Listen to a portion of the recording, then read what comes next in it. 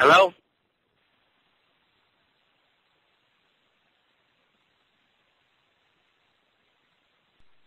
Can you hear me? Rob. Yeah, how you doing, sir? Yeah. What's happening, buddy? Steve Brown from Trixter. Sorry about that, Steve. I had a little technical difficulty there, man. That's all right. How you doing? I'm doing great, man. How about you? Not too bad. Not too bad at all. We're not going to keep you very long. We just want to do a short interview with you, some of the things that Trixter's got going on. Cool, man. Where are you out of? We're actually we're based out of Rapid City, South Dakota, the huge metropolis. Oh, very cool. The huge metropolis here in South Dakota. But the four guys that I work with and kind of help me run the site, we're from all over. I'm originally from North Carolina, so. All right. Cool, man. Yeah. Got some. Going to go over some Steve Brown, other project stuff, but wanted to get to some of the stuff that went on with Trixter. I want to backtrack just a little bit at first here, Steve. Want to talk whatever you want to do, man. Let's have fun. All right, you got it.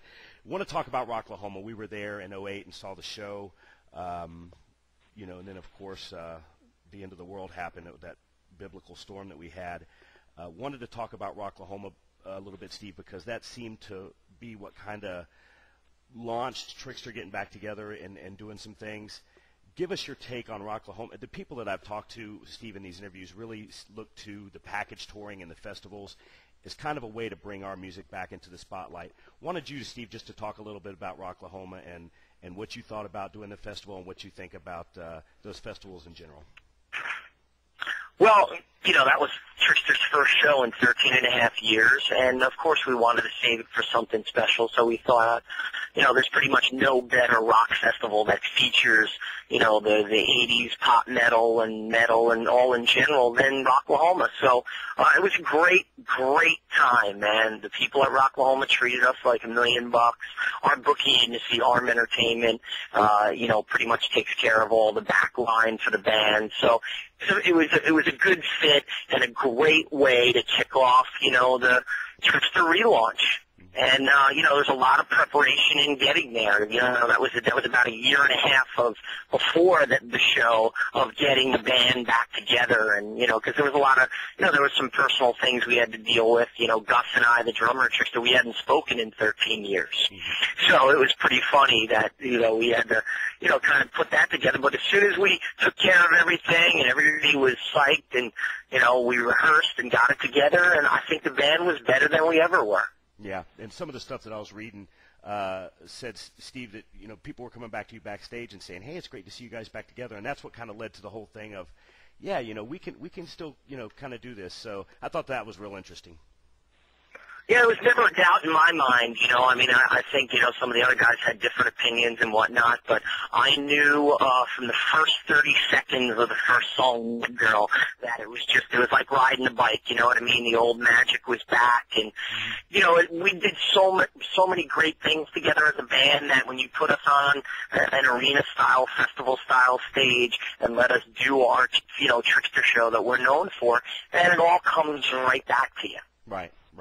And, we had you at Rocklahoma, and we know everybody knows you're back together now, so I guess the logical next step in that, Steve, is new Trixter material, something in the works? Well, to be honest, yeah, I'm always writing, man. I'm always writing, and actually Pete and I have collaborated on a couple things in the last couple months, so I think, 2010 might bring a new Trixter record. I'm definitely optimistic about it, and I think, the time is right, and I think the fans want it, and I think the great thing about Trixter is we're still young enough to where we can still be relevant out there. Not to toot our horn as far as, putting down other bands, but, most of the bands of the genre are a good 8 to 10 years older than we are.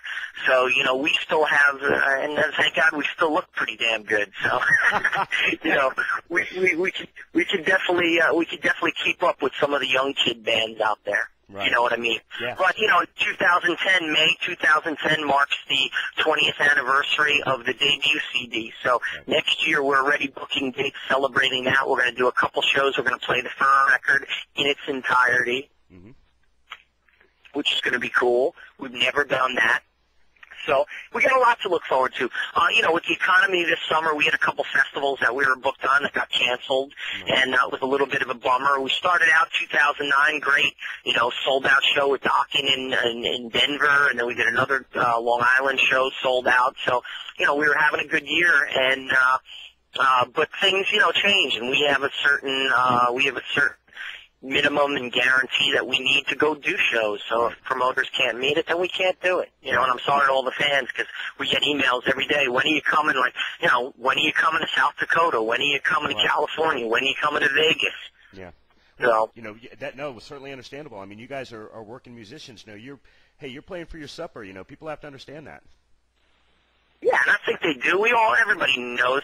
Bands don't just go out there and play for the glory of it. So we got to be able to take care